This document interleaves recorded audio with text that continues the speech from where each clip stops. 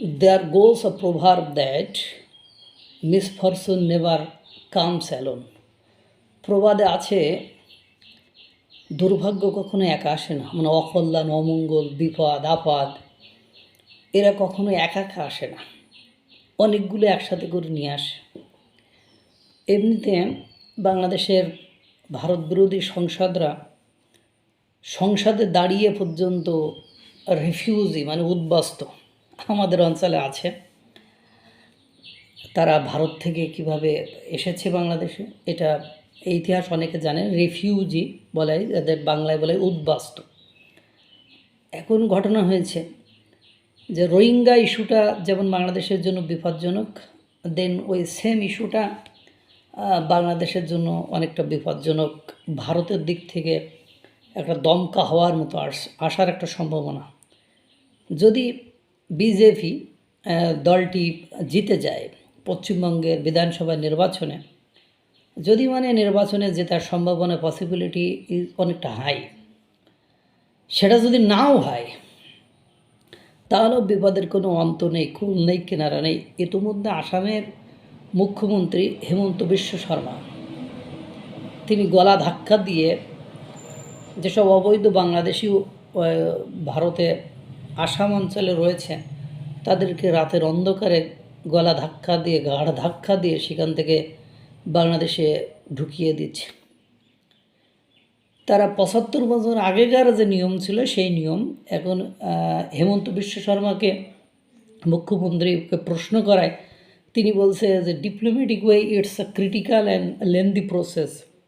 এত lengthy process, এত কিছু মানার সময় নেই। অর্থাৎ আসামের মুখ্যমন্ত্রী সে একটুই বেশি করে বল প্রয়োগের দিকেই ঝুঁকতে যাচ্ছে। উনির মনের ভেতরে হয়তো বা এরকম নিয়েছে যে বেটা পাঠাইবই অবৈধ লোক, তার জন্যে আবার এত বৈধ প্রসেসকে। যদি তারা প্রমাণ করতে পারে যে তারা বাংলাদেশি নয়, তারা আসামের, তার প্রমাণ করে আবার প্রয়োজনে হলে ওরা ফেরত দিক।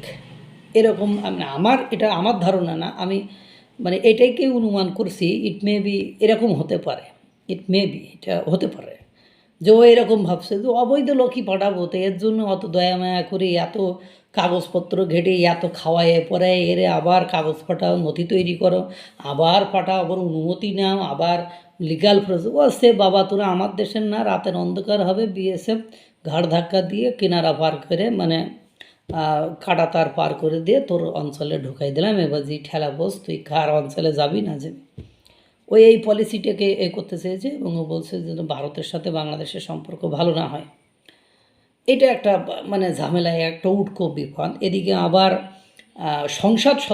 বাংলাদেশের সংসদ সদস্যরা বাংলাদেশের মানুষের মনের ভেতরে ভয় ঢুকিয়ে দিচ্ছে যে যদি তৃণমূল হেরে যায় পশ্চিমবঙ্গের বিধানসভা নির্বাচন, তৃণমূল কংগ্রেস টিএমসি যদি হেরে যায় আর বিজেপি যদি জিতে যায়, তাহলে যে ৯২ লক্ষ অবৈধ ভারতীয় রয়েছে যাদের ভোটাধিকার বাতিল হয়ে গেছে, ভোটার কার্ড বাতিল হয়েছে, ওদেরকে হয়তো বা রোহিঙ্গাদের মতো বাংলাদেশে ঢুকিয়ে দেবে।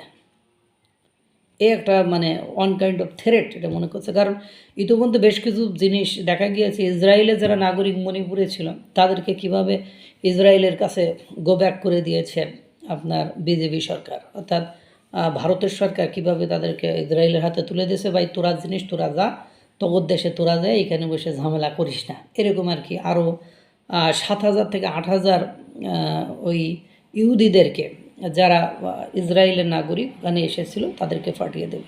এক বিপদ। এরপরে আবার আপনারা জানেন অধিকাংশ বাংলাদেশের সাথে ভারতের যে সীমান্ত, স্থল সীমান্ত যেটুকু রয়েছে সেটুকু ভারত ইতিমধ্যে কাঁটাতারের বেড়া দিয়ে রাখছে। আর যেটুকু জলভাগ রয়েছে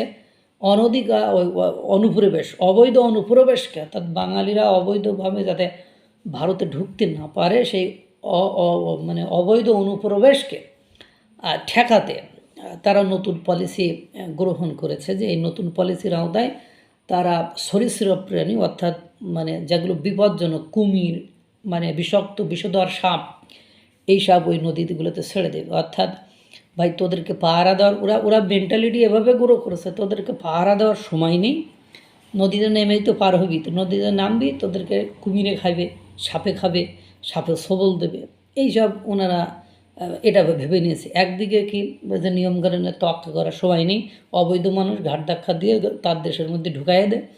আর একদিকে বিপদ লাগিয়েছে যে আপনার সরীসৃপ ছেড়ে দিবে যাতে করে কেউ আর ওদিকে যেতে না পারে। আর একটা বিপদ হলো, দেখেন তারা যে বন্ধুত্ব জায়গা থেকে সরে যাচ্ছে এটা আর বলার অপেক্ষা রাখে না, কারণ এই বন্ধুত্ব বাংলাদেশ ইচ্ছা করলেও এখন আর তাদের সাথে করতে পারছে না, কারণ ইউনূস সরকার সে গলার কাঁটাটা বাঁধিয়ে দিয়ে গেছে। অর্থাৎ আমেরিকার সাথে এমন সব চুক্তি করে গিয়েছে যে কোনো উপায় নেই যে ভারত আমেরিকাকে বাদ দিয়ে, আমেরিকার কথা না শুনে ভারতের সাথে সম্পর্ক করে ব্যবসা বাণিজ্য যেগুলো করবে সে উপায়ও নেই। এখন কথা হলো আবার ওদের সাথে সম্পর্ক না করলে ওরা তো অ্যাকশনে যাবেই। সব কিছু মেলায় একটা জটিল পরিবেশ পরিস্থিতির সৃষ্টি হয়েছে। এই জটিল পরিবেশ পরিস্থিতিতে যে সামনে কতটুকু অগ্রগতি উন্নতি হবে বা সামনে এই যে সামরিক মহড়ায় 11টি দেশকে রেখেছে, যে নেপাল সেখানে আশ্রয় পেয়েছে, ভারতের প্রতিবেশী শ্রীলঙ্কা পেয়েছে, ভুটান পেয়েছে, মালদ্বীপ পেয়েছে, শুধু পায়নি বাংলাদেশ। এটাই থেকেই বোঝা যায় যে ভারত বাংলাদেশের প্রতি আর সুনজর সুদৃষ্টি দিচ্ছে না, তাদেরকে আর বিশ্বাসের জায়গায় নিচ্ছে না, এবং ভারত বাংলাদেশের জন্য বহু বিপদ একসাথে করে ঘাড়ের উপর চাপাইয়ে দিচ্ছে।